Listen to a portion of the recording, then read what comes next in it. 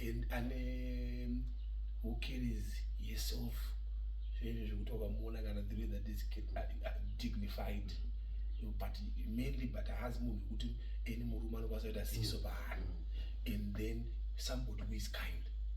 That was a thing that could attract me personally. Kakudzikama ikako zvimwe zvese it was second. So people then have got various things that attract that cause you to be attracted to a person, right? But then when you're attracted, that is the very first step. Then you go now, because waona zvauri kuona ndezvekunze, you want to know. But then there's a date. The date now is the purpose of now we are walking a journey, because it's life is a series of beginning. Pautaka kumuona for the first time, it's a beginning, right? Then pamada, and then you are going for a date. You're also going to begin to discover certain things that you never also knew about that person. So then it becomes a journey, right? So the journey now we're talking about right?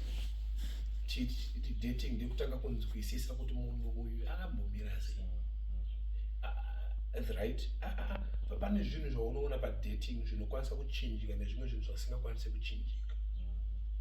And then you also discover, because rudo zvarunoita, rudo haringoerekana rwakura, it's a process. You grow, right? You grow into loving someone. But when you're growing into loving someone, you find with Pekutanga, it's much about the emotions. It's like when you buy a car, right? First day, you touch the window, right? I know we were right? But now that is my stage after honeymoon. Wakwanza urara but iripo, but azvino kuti auswida. Ukazoona munhu aida kuibata kana kuti munhu motikari anoida. But kune zvimwe zvinhu zvavakuita kunge zvisipo but zvapo. So love then grows now when then begins to share my trials and moments, how somebody can stand with you through the test of time. The test of time proves kuti munhu is she there for you or not?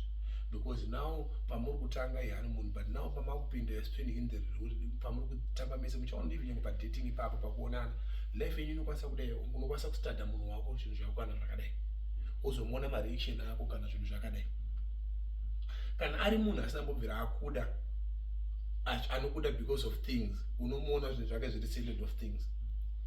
But then somebody who comes and loves you because of who you are, right? Don't even my friends, I think I'm confident.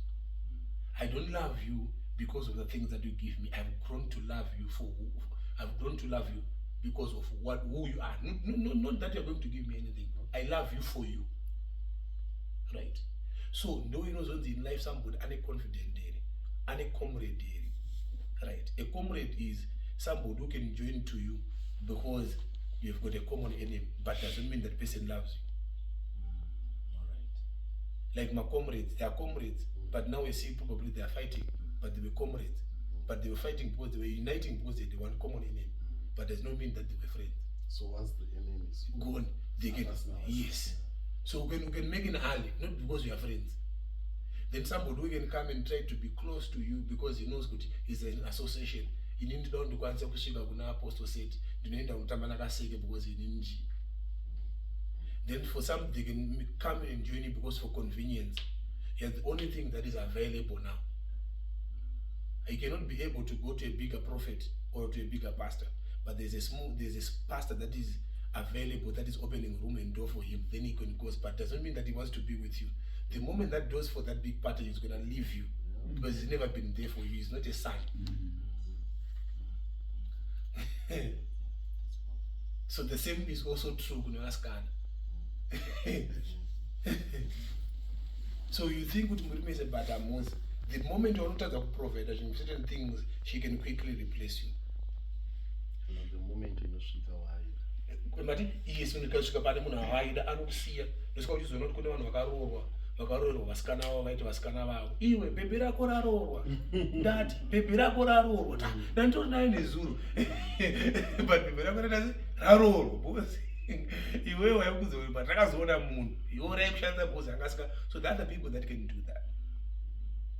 Then vamwe because kind of is because of the oranges that are in your hands. The moment paunenge usina oranges are in your hands, they disappear. So then when people then goes into a date, they are getting to know each other. It's a phase again of knowing each other, right? You are beginning to pick my red flags. Right?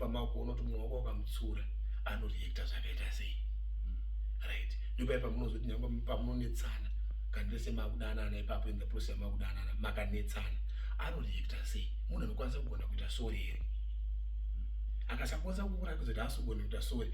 Pane zvinhu zvinotanga into relationship zvekuti kana wakasazvigadzira muri parelationship azvinoita kuti into marriage is carry forward of the problem zvinotokura. Saka asingagona kuita sorry don't expect kuti wa marriage anogona kuita sorry. Kana achigona kukuvanzira zvimwe zvinhu achikunyengera asiri transparent, don't think kuti kana azokura amarriage zvinozopera. So kune zvimwe zvinozvi red flags zvinozoenda kumberi. So that is the time now that you get to see that person and trying to discover takunzwanana. You are dating and getting to know each other. How do you respond when you are angry? Right? But it is also like a jump. When that process is jumped and they're quickly into marriage, you're taken back to that process because we never get jumped. So I'm going to go sweetie baby. Tunofana kumbozonzwa muchitukana manetsana toona kuti munoreacta sei. Ndio panobuda character yemunhu.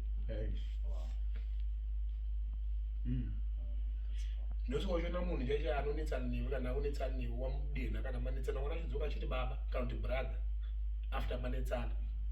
Ziya kuti is a true person. Because kana asiri anokuudza kuti iwe Lawson siyana neni shamwari. But ngwesa angachimbokuti pastor kana angachimbokuti brother. Times of trouble now review. Ndosvika kuna Bible vadzidzi vaJesu vakashare respect vakati master you don't care if we perish. Yanga isi language yakanaka here. You don't care. Amuna basa nesu. Utoseti parara. Utorara mda. Yenge rough. But it was those trying moments that reveals now the character of the person. So you choose to have walked the walk. So you grow, love grows. So you find that stage you unokwanisa kutoti makuzivana. Right? Muri pa dating. Then mozonororana after honeymoon. Muchatanga futi kuzivana futi. Makutangana the process new one again. Because mufano apa pepe wamuna akageza. Apa wakumona asina kugeza. Akubona uchita ngono unokarara. Achiona face yako isina kupodo. Wakumona unga apa pakarwa dress. Apa wakumona akachika chemusoro che. Right? Ari kumukane mabori, uri kumunhu wachita ngono. Maku experience that is yana the experience all together yanyowana. Maumuka muchionana, makuspera mese. And paipa maimbuta akaenda ombodzoka. Apa wakuonana every day. And paari kuuya vanhu two varikutira kuti vave munhu one. Because the two has become joined together and they become one flesh. But pfungwa 10 dzakufanira kuti 5. Chii chaunofanira kuti kuleta go. So you're not trying to cohabit together. To cohabit together. It's a fight now. We are fighting now to fit together. So it was must. It's a journey. It's a never ending. You are trying to fit together. You're trying to zivana. Pfungwa dzako uri kubva background. Uyu akajera kugara ari 1. Iwe wakajera kugara muri 10. Hadi vanhu because ndo zvakakura achiti. Iwe uda vanhu. Unoona? You see? Church setup ndima yemufundisi akufanira unodzidzira kumira pamberi pevanhu. Right? Pamwe ari kubvuma kudzidza. Yeah? Apa anofanira kunanzvisa madzimai. Ndosvika uchiona kuti mumwe munhu anokwanisa kunge ari mufundisi. But mukadzi wakakasa kusimudzira mukadzi. Anoona one of the prominent churches in Zimbabwe. Murume wacho akabviswa kumusha was very powerful and then was put into Borodo vanhu mukadzi wacho anga asina mbodzidziswa asina mboita anything madzimai ndo akazonokomplaina veimomo zvikanzi apana chatiri kugona kudzidziswa kuna amai mai vakasara murume akabviswa azodzidziswa futi kumusha. So mom futi you're beginning to know each other again. Tate sei unoreacta sei kana uri mumba makutanga kunetsana nyaya kuti anogona abika sei makutanga kunetsa nyaya dzekutsvaira wageze here paipa wamuna ageze dzakasina nyaya dzanga musikatauri makutanga kudhila nenyaya dzese idzodzo pane nyaya yesex, right? Makuita sei, how are you adjusting to that, right? Maunojamba munhu aita nhumbu, another beginning wakudhila nemunhu aimamudzi anokuti ndoda pizza paunongosvika nepizza wacho wanonoka 5 minutes kuti anondinhuhwira handisi kuida kana chibvubva saka ndoda maorenji wauda kuzodzorwa kutora maorenji obva taaziva maorenji anga anichida kuti kuda maorenji mamwe anotaura mablood full wandigira asiriyo. How do you know you're going to react in that phase? Then munhu ane nhumbu say now beginning, how do you react?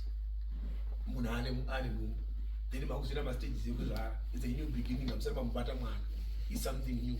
Pamaimborara muri pese maipe zvawaitamba nazvo hauchakwanisa kutamba nazvo, wakukwanisa kutarisa kumwana kuti hei ndoningirire ndaibata apo konata kunooneka mwana iwoko kada kubata mai kuti kakutokurambidza ndokakurara pakati. It's a new beginning.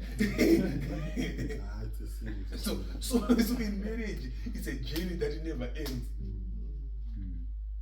And zvainoita chaikashatira ndekuti the moment munhu uya panese paanozoda kuzoti taita musikanzwa, let's say mabuilder time yese mabuilder musi unongobatikidzwa chete nyangwe nemessage pafoni kana anything chaanongobata kuti wangoda kungoita kunge munhu uri kuita kunge uri kutamba nerimwe bhebhe zvandogaitira zvaizvo snake and ladder.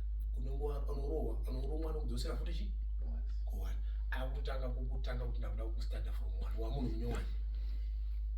And now akukuya ane exercise extreme caution ngehamba and reduce speed. Akutanga kuti mundaro yanezviita sei, akutanga kukutarisa futi pasi saka wapa day 1 futi yakwakanga ane 15 years. Saka achakupe trust full package. Trust is end. Trust is end, right? But also trust is checked. Okay, yeah, can you explain? You can earn my trust, but I also have to check. What is it real? I can do certain things to check. Are you faithful? I'm testing. I'm checking. Okay. It's like is it lack of trust to check that trust? No, trust is end, but trust is also checked. Eh? Madi? Explain. All right. Why did God say, now I know that you love me? Oh, it was after a test. It was after a test. Okay. So there's no true relationship that I can now trust you to say you love me without checking. I have to throw some test. So kunyangwe mwari achiziva Anoziziva.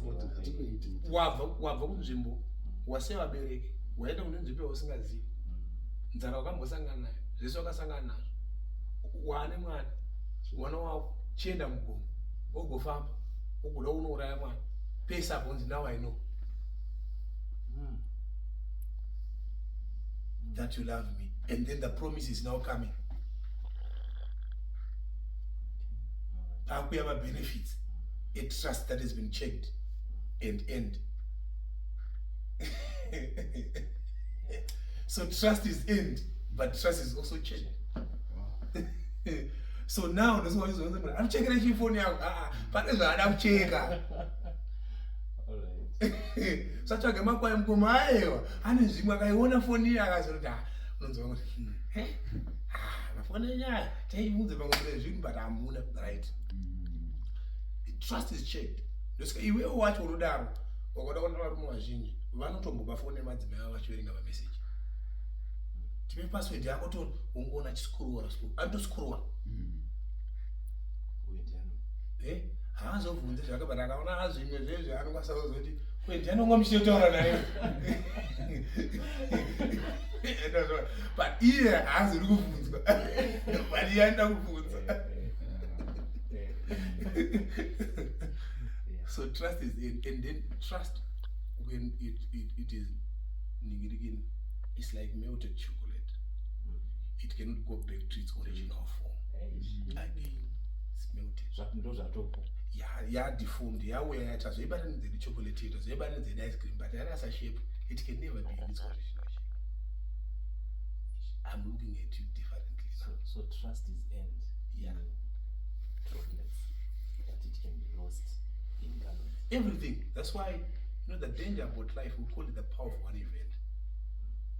One event, you can build a car, it can take years to build a car, but one smash, that car is broken down to pieces. Come on, bring it on.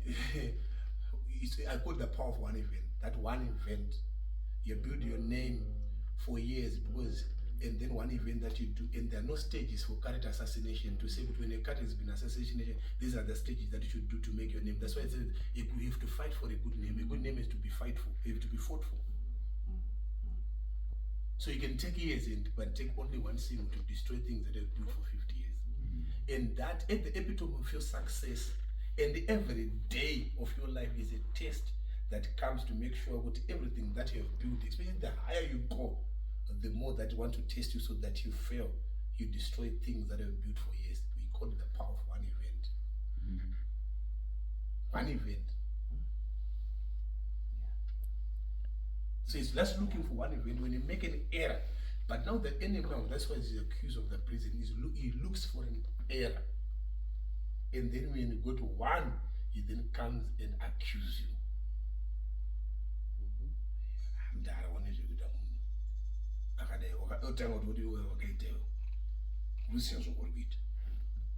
Right? He's looking at one event. Saka,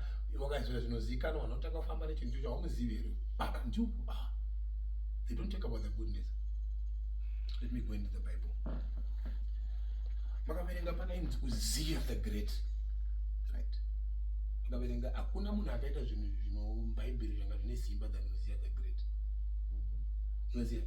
Ndio munhu akatanga kugadzira matara mudesert akaita sei ainzi King Uzziah. King Uzziah was Mars. And just open on King Uzziah and the things that he did in Isaiah. Uzziah angari Mars. But Uzziah agadzirisa aita zvese achitya Mwari, agadzirisa aita development and everything, right? Uzziah, anonzi Uzziah the Great, right? But he died being called Uzziah the Leper. Can I go deeper? It's Isaiah chapter 6. No, not when King Uzziah died. Now we want to talk about Uzziah, King Uzziah. I can't eat. I think we want something. Again, wasn't a we also talk about King Uzziah. We talk about chapter 6 when King Uzziah died. So Zakani Tamun, his wickedness, I can't understand. I don't know offer sacrifice. I can't offer to eat when my priest then I have developed a leprous per month because of pride. No one's back and pride to the extent that pride into his head. Yes. And then I've took upon himself because anger was no longer paying. Right? To the extent now, Bible in Isaiah chapter 6, but also when Uzziah died, I saw. Scholars believe that when King Uzziah died, when pride died, that is when I saw the Lord. Wow. He was now regarded as pride because he akanodona because of pride. So pakafa pride ndo pandakaona Mwari. So panofa pride ndo panotaka kuona Mwari. Having begun good akaita zvinhu zvakanaka, Uzziah died being called Uzziah the Leper. Achigara outside of the country yaaitonga. One event. Pamuchinjikwa, one event. Having done evil from day number 1. Are you? Then of Vangoti Ndirangario. So on the Nasi, Petamangwa, Jagan Dino Paradise. Power of one event. One event. At home, God. So I made some more One event. Okay, it can take an average of 5 days to build a car, but it can be smashed in a minute. In a minute. You can build yourself up to 50 years. The moment you don't run HIV, you will turn out as a but you've kept yourself for years. Power of one event. Tomorrow by this time, one event changed that whole situation of an economy. Like someone winning lotto. And after winning lotto, then everything is changed. God helped him against the Philistines and against the Arabs who lived in Gur, Baal, and against the Meunites. The Ammonites brought tribute to Uzziah, and his fame spread as far as the border of Egypt, because he had become very powerful. Very powerful. Uzziah built towers in Jerusalem. He built towers. Not Like tent. a skyscraper. Not my tent. He's building towers. What a technology. I'm that my president. I think I want to write. He built towers in Jerusalem, at the corner gate, at the valley gate. It's way. On a same dimensions. Ukona munhu anovakira tower muvhari. Showing you level, right? Because now we're talking about architecture, we're talking about engineering for you to develop a tower. Special foundations. Special foundations. Tuzona pana Uzziah. Yeah, that's powerful. He also built towers in the desert. Hence why. Now we are seeing this guy building towers. Murunzwa my dimensions of towers in the valley, towers on the corners, towers in the desert. What we are seeing now in Saudi Arabia, in what we are seeing now in Dubai. Ndawa utanga kugadzira chini nduzi.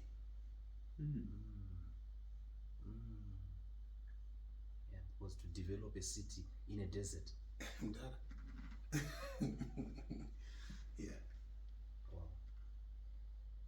He dug many cisterns because he had much livestock in the foothills and in the plain.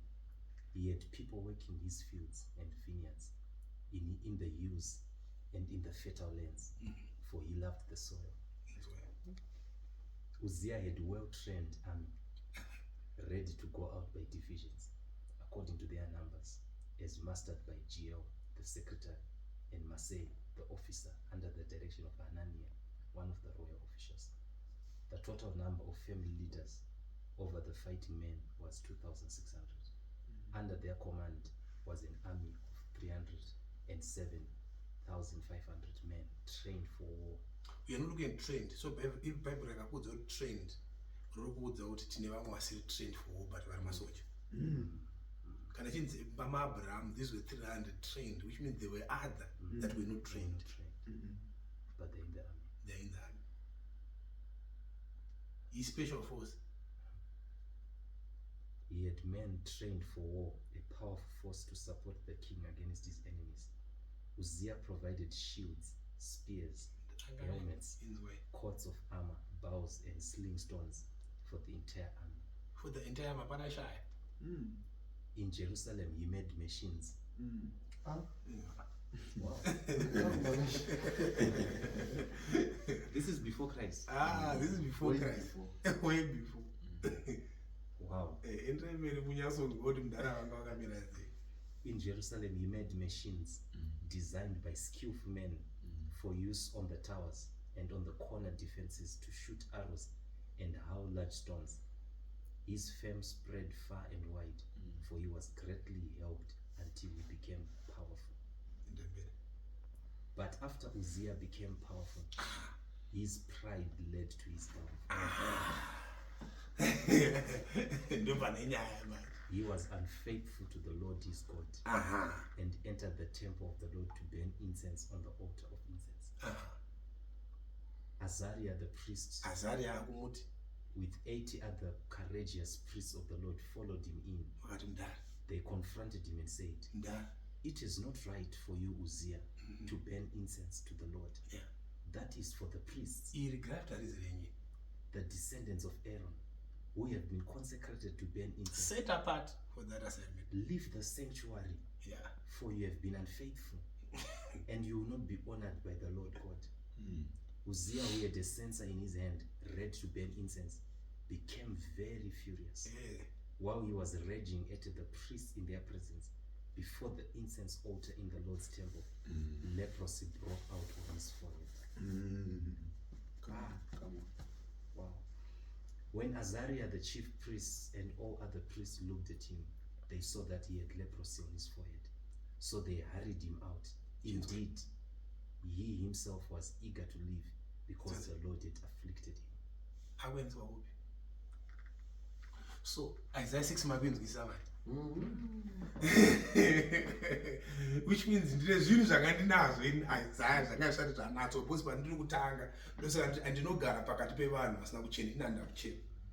Ndobatwa mune koro unobata muromo wangu. Ko ndininadza, but when King Uzziah died, when pride died, he was now being associated with the pride. Come on. When pride died, I saw the Lord. So it's not about how you begin. Before the downfall of a man, pride was first found in his heart. But look how he has done. Where's so go night as well. So all these are there. Yeah, this is very powerful. So you all find all those stages. Eish. Those no words now. So all these acts that he did, so I cannot see one in one It did. event. I want the Uzziah the leaper. From Uzziah The great who The built great. all those towers. yes, now Uzziah The leaper. One event. one event.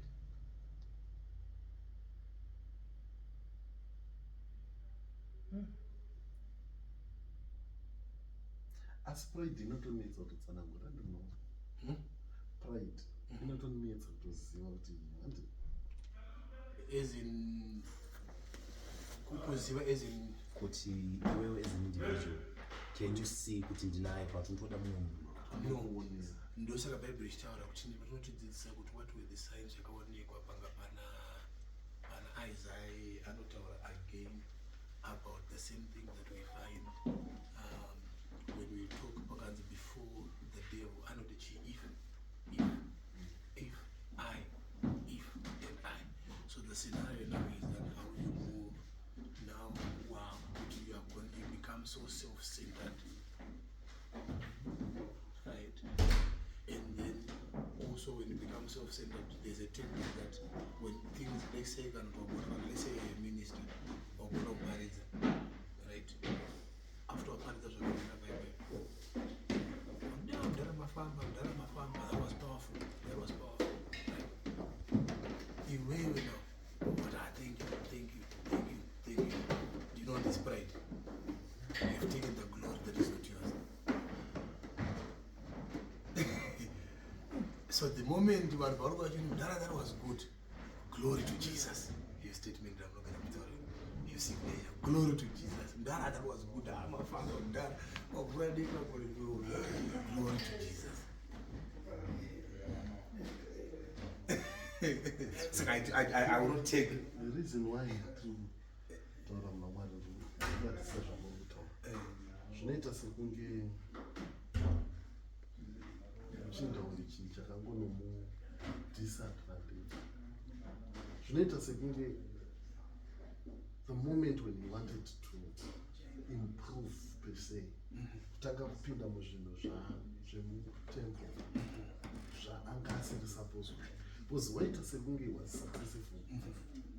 Kwete kuti waitove successful because wakaita zvinhu zvakawanda even to build engines. yeah, Yes. towers. But the moment yaari kunongoti reka ndinopa mwari, reka ndinopena incense kuna mwari, mwari bvatoirigada sei. Vachitakaona patakaona pride. Pride, you don't listen to anyone. My way or no way. Kwatanga kwaya munhu one. Then Bible was almost how many people that were bold to confront. Right? So all those people are coming. That is what we are serious. We are not. And one of the bachata when you go to Kinga, I want to see Sadam because kune office. You know, direct at the office.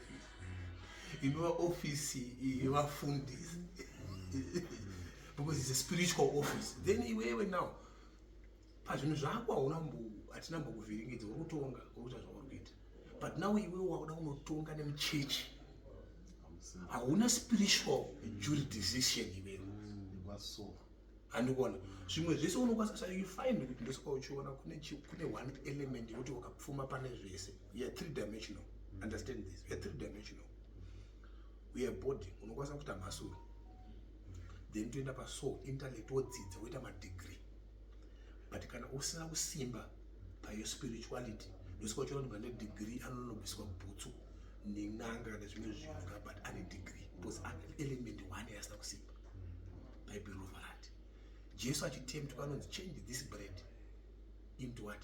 Change these stones into bread. Or that men shall not live what? By bread alone. Why is he saying men should not live by bread? Bread yakashata. Can I go deeper? Bible override. Bodily exercise profit little. But so are you saying kuti nakwandida kubatsira kwanzi kunopasa little but little wakasimba panyama usina the power of the spirituality hapana kwatiri kuenda saka uri kurarama nechingwa so you're not effective in the spiritual realm. That's why Jesus can talk with the ability to then to tap into spiritual realities and begin to say there's a dimension where you don't just eat bread but by the word. That's the spirituality. So now we see we are not a three-dimensional. Wakunopinda muofisi siri mavo. Uvanza kuti ofisi wapinda muofisi musemenyu mdana. Makuviolate principle because God is a God of order. Ndosaka pane dzimba dzese setakapa imba yaLevi. Tisina kupa dzimwe dzimba. Setakatrasta imba yaLevi kuti ive iri imba yemaprista. Right? It's God that have set them apart. To see chese chinoitika chinobva in the line yemaLevi. Then iwewe wakuti ndauda unoita basa risiri rangu. I am all powerful, I can tap into territories. So if you are a pastor, those who are pastor anenge ari muchechi anenge achindoziva zvese. Ada kuudza munhu wechi, ada kuudza munhu wechi, ada kuudza munhu wechi, ada kuudza munhu wechi kuti no mudhara kana makangwara zvedu hamuzizivi. Chiende kune mwana weLo. Iwewe nyange Mozisi Mwari akakuratidza blueprint yedenga but you're not a skilled artisan. Tsvaga skilled artisan anonogadzirisa kuti unovaka sei tabernacle yaMwari. Because zvekutemba ana uruye namazi hauzivi nyaya dzekugadzira kwemacolors kuti purple, blue zvinozodiwa. You are not aware of those. Coordinates. You are not aware of the coordinates. Ndopaanozoconfront one another Jethro. No, yeah, in a dimension now. Yeah, dimension now of now saying kuti if you ever kana uri munhu waMwari azviro kuti wakuita basa rako wese. He's now teaching the pakupinda nyaya yekuti how then are you going to ningirekeni to send Job kuti zvinoita breaking down to pieces. Tinoita chipa chino delegation. Was now talking about delegation. Kuti akuigara baby mom. Unofunga kugara nemwana wangu kuseni. Ndatona na 5 o'clock watopa kutonga nyaya dzevanhu. Komwana wangu Bible ndosaka richiti chiteerera inini kuti Mwari agokunzwa kongowesa ngasinganzwike.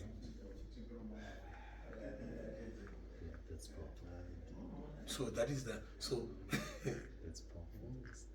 so we are saying kuti all of those things Mwari anorespecta kuti no matter how powerful you are but kana uku kuchinza kusikwako tinotanga kuzviona pana Jesu. Right? Though he was equal with God, right? He humbled himself to be baptized by the men that he created. Such humility. That's why he said the word suffered be so. It was not easy. It was not easy to be baptized by the men that I created, to be nailed by the breast that you created, to be crucified on the tree that you created. Hey.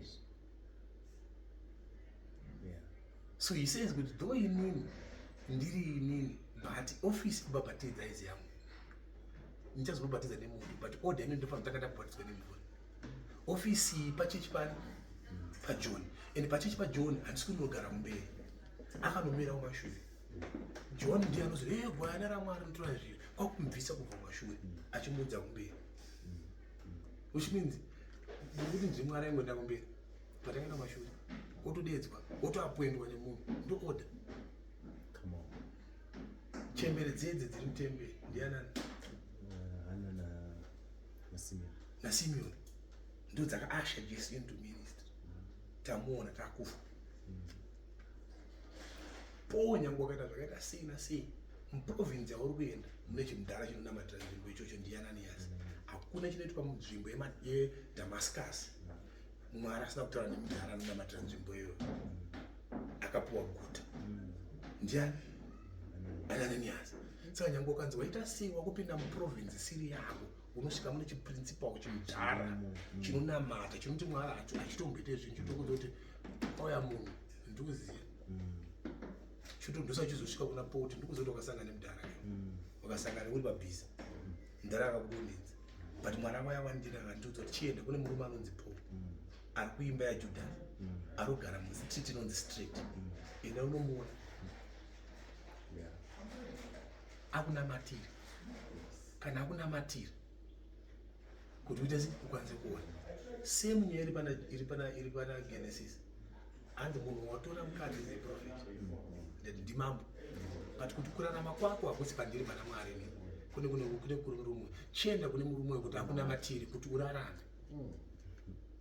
Otherwise you're a dead man. You're a dead man.